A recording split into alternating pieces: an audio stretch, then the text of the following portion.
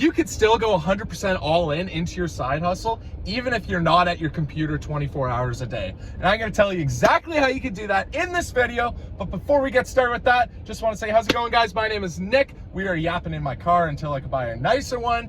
I'm talking to you guys about my journey in vibe coding until I can move out of my mother's basement, all while working a full-time job, guys. This is a journey that I'm very passionate in, and I wanna tell you the secrets that I keep in order to ensure that I can stay focused on what we're doing, even on off days. So yesterday I went to a concert with our lovely girlfriend, Brooke, and I wasn't able to actually live stream. I wasn't able to focus on any development in CoLateral, our structural engineering application of the future. So yeah, I was away from that, and I was very happy to see a lot of you guys say, where are you, Nick? We miss you, but enjoy your day off. Appreciate you guys giving me that time off. But although it was a day off and it was a much needed break from being on live stream every single night, I did recognize that still there are many opportunities when you're out and about, when you're doing something recreational with friends, family, whoever it is. There are many opportunities in which you could still focus on improving yourself 1% every single day, and that's really all that matters. So how you can do this, I want to talk to you guys a little bit about this one book that I read quite a long time ago, but it's just something that stuck with me. Arlene Dickinson, which if you don't know her, she is essentially one of the dragons on Dragon's Den. So that's essentially the Canadian version of Shark Tank for our American viewers. So essentially Arlene Dickinson writes in her one book, it's called All In, about focusing and going 100% in your business or your side hustle. She says that you have many opportunities in which if you are in recreational, fun hobbies and whatever you're doing in just your everyday life away from your work setup, you can still focus on improving yourself. And one example of that is just through communication. So guys, I'm showing it exactly right here, where I'm just driving to and from my work, and I just want to express to you guys like how we go through all this just in my everyday car apps, as you see right here. So I record these videos not necessarily to make money off of it, but simply this is just great practice, I think, for me to talk in front of a camera, to do it like improv style. I didn't script any of this, like I'm just kind of rambling on, trying my best. And yeah, just to overall just document what's going on in my head, put it out into the world, and then try to improve upon the way I communicate that every single day. So I think we're at like day 14 now. Congrats on 2 weeks, guys. Yeah, with that, I cannot wait to see what day 140 looks like. I really am curious to see how much I'm able to improve upon my communication skills, upon my storytelling in these, and overall just to see like my journey and how like the things that I've learned from vibe coding, like day 1 has evolved up to day 100, for example.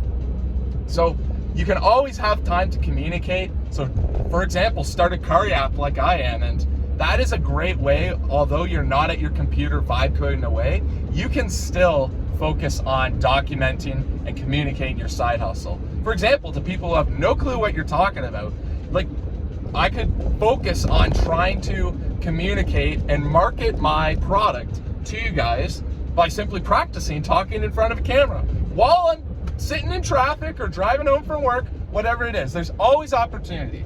And guys, yesterday when I was at the concert with Brooke, of course, this was a good, well, not at the concert, it was too loud, but when we're in the car, I just saw this, oh, this is a great opportunity. Like, talk more to Brooke about what we learned. She doesn't understand too much about vibe coding, guys, so I thought it as a great opportunity to sort of like focus on translating, like how can I explain this to someone who has no clue what we're doing? Because frankly, that's who you are going to market to, guys. It's going to be people who have no clue what you're talking about and frankly don't care about what you have to talk about. So can you tell a compelling story? Can you give a beautiful pitch with a great hook to really lure them in and give interest? That's what it's all about at the end of the day. It's interest, guys. So focus on communication. And then also the other thing that Arlene Dickinson talks about going all in is focus on like everyday life. Are there opportunities to improve upon your business with? So I don't know, if you're out and about, like go for a walk and try to like I don't know, like sometimes, do you guys ever people watch? Like take people watching as an opportunity to like recognize what are people's pain points, recognize like how people's life could be optimized in better ways. Of course, don't like get stalkerish. I don't know, just be observant of the world around us and recognize, are there opportunities in which I can get my business incorporated into this pain point and in order to resolve this. So guys, there's data everywhere. Like even if you're working on something, like for example with me, working on a structural engineering application, CoLateral, which plans on bridging the gap between vibe coding and structural engineer design. You know, sometimes it's a bit difficult to, you know, go on a walk or like go to a concert and recognize where can we apply structural engineering and AI into this. But seriously, I kind of see that as like, if I'm building my personal brand, I want to recognize, are there opportunities in building like other business opportunities in what people recognize as problems? I want to see like, are there other avenues that we could go into in case like CoLateral fails, right? It's one thing I recognize with my application CoLateral, it is 100% focused on business to business, B2B, operations and sales there.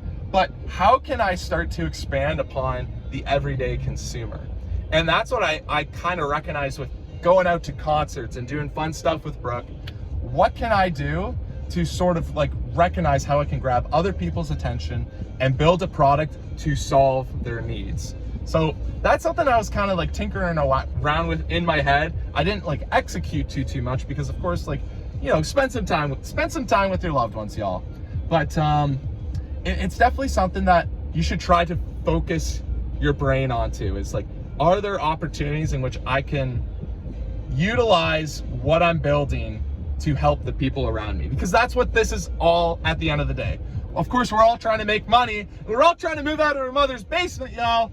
But at the end of the day, we're all here to make the world a better place, to bring convenience to everyone so they can spend time doing exactly what they love doing.